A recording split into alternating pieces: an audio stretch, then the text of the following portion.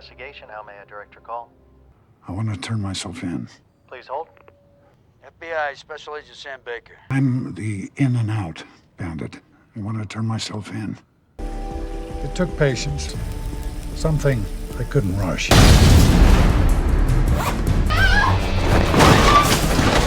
Is it in here? She was a witness. Was. I need some help here. Help! The film opens with Tom Dolan, a seasoned bank robber with an impressive track record of evading capture, has successfully pilfered from numerous banks without leaving a trace. As he relocates to a quaint town near Boston, he crosses paths with Annie Wilkins, an employee at a local storage facility. This encounter marks a pivotal moment in Tom's life, igniting genuine feelings for Annie. After a year of blossoming romance, he invites her to move in with him, and although hesitant, she ultimately agrees. Eager to build a new life with Annie, Tom resolves to come clean about his criminal past. He contacts the FBI and speaks with Agent Sam Baker, introducing himself as the in-and-out bandit, a moniker bestowed upon him by the media after his heists. Tom expresses his desire to surrender and return the stolen money in exchange for a more lenient sentence. When Sam inquires about his sudden change of heart, Tom reveals that his love for Annie compels him to confess before fully committing to their relationship. Skeptical of Tom's claims, having encountered numerous imposters claiming to be the infamous bandit, Sam agrees to meet him for further investigation. Following their conversation, Sam briefs his colleague Agent Myers and delegates the case to junior agents John Nivens and Roman Halls, instructing them to visit Tom at his hotel. When they arrive, Tom recounts his story again, but the agents remain unconvinced due to the absence of any evidence linking him to the crimes. In an effort to validate his claims, Tom explains his meticulous approach to robbing banks in small towns with outdated security systems. He details how he would locate an empty building adjacent to each bank and navigate through the air conditioning ducts directly into the vaults, leveraging his expertise as an ex-Marine demolition expert to breach them. When the agents demand proof of the stolen money, Tom hands over the keys to his storage locker, asserting that they will find the cash there. John and Roman head to the locker and discover a substantial sum of money neatly stored away. However, John's greed overtakes him. He decides to keep the money for himself. Although initially opposed to this unethical course of action, Hall is eventually swayed by John's argument that the money could significantly benefit his family. Thus, a moral conflict unfolds as they grapple with the implications of their choices in light of Tom's confession and their own integrity. When Hall inquires about Tom, John confidently asserts that no one would believe him due to the lack of evidence. As they hurriedly stash the money in the car, Annie approaches after observing them through the security camera. They introduce themselves as friends of Tom, claiming he sent them to collect some items on his behalf. Satisfied with their explanation, she leaves without pressing further. Upon returning to Tom's hotel room, they excitedly inform him about the money they found. However, John pulls a gun on Tom, demanding that he keep their actions a secret. In a shocking revelation, Tom discloses that there were only $3 million in the storage unit. He had retained $6 million as leverage for a potential deal. Just then, Sam arrives at the hotel, interrupting their tense exchange. He attempts to warn Tom about John's intentions, but before he can act, John shoots him. A violent struggle ensues between Tom and John, culminating in both men crashing through the window. Outside, Annie, who has just arrived to see Tom, witnesses the chaos. Without hesitation, Tom jumps into her car and tells her that the FBI is pursuing him. As they speed away, Hall confronts John about the mess he's created, but John remains resolute in his decision to keep the money. They soon catch sight of Tom's car but find it abandoned. Tom and Annie have cleverly hidden in another vehicle in the parking lot. Feeling a momentary sense of safety, Tom opens up to Annie about his past robberies, confessing that he always wanted to share this part of himself with her but lacked the courage until now. She chastises him for his life of crime, but he passionately defends himself, insisting that he is no longer a robber. Annie accuses him of having blood on his hands, but Tom vehemently denies ever killing anyone. He shares the heartbreaking story of how his life spiraled out of control after his mother died of pneumonia while he was serving in the Marine Corps. This tragedy left his father unable to cope with work, leading to his dismissal. The CEO of the company mismanaged funds and denied his father's pension, leaving them without resources to fight back legally. Overwhelmed by despair, his father took his own life. Driven by grief and anger, Tom committed his first robbery targeting the CEO who had wronged his family. What began as an act of vengeance soon morphed into a life of crime fueled by adrenaline and thrill. Now, however, he expresses a deep desire to leave that life behind and start anew with Annie by his side. As Annie and Tom delve into their precarious situation, Agent Myers begins his investigation into Becker's murder, vowing to uncover the truth behind the crime. During their conversation, Annie shares her earlier encounter with John and Hall at the storage unit.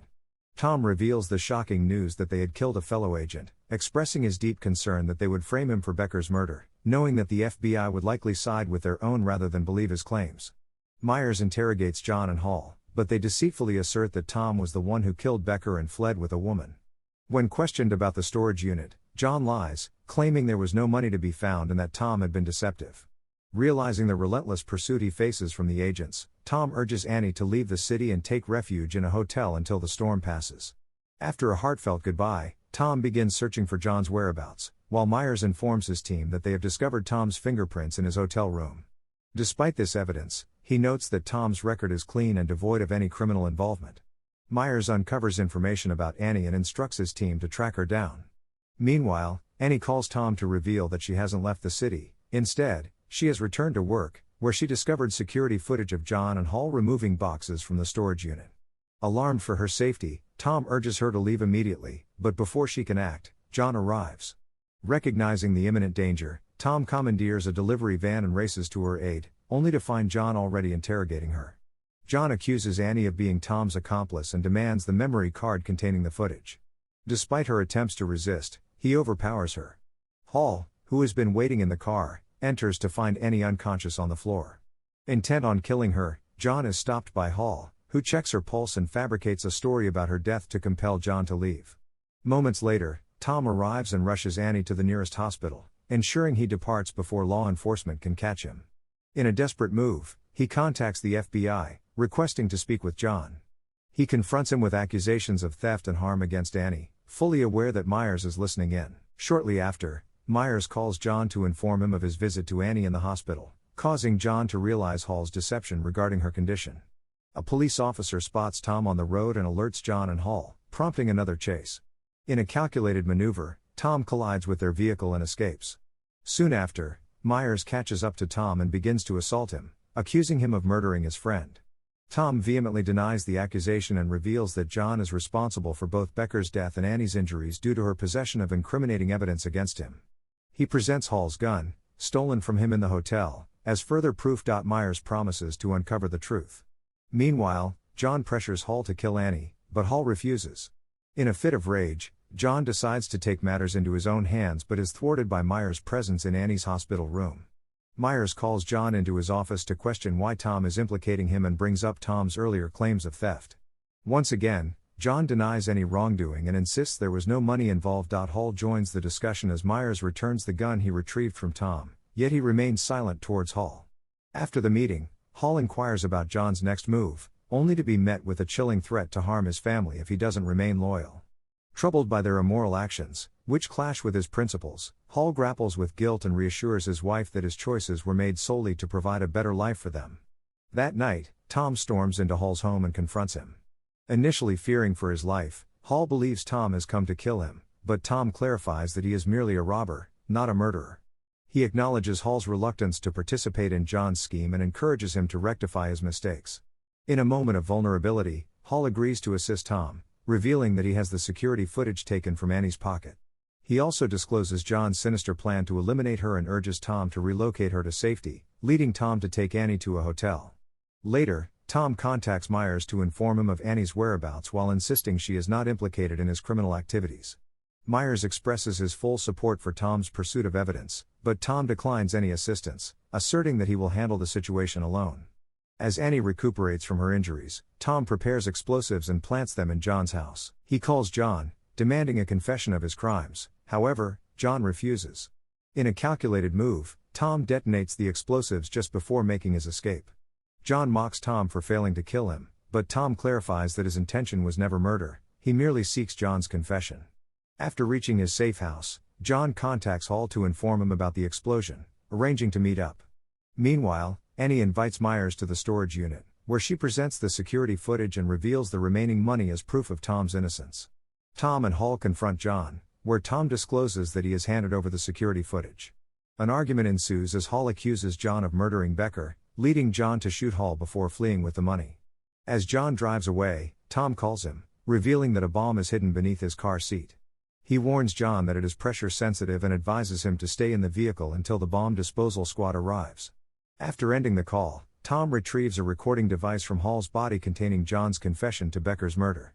Meanwhile, Myers and the bomb disposal team manage to rescue John, but an officer reveals that Tom's claim about the explosive was false. It was harmless.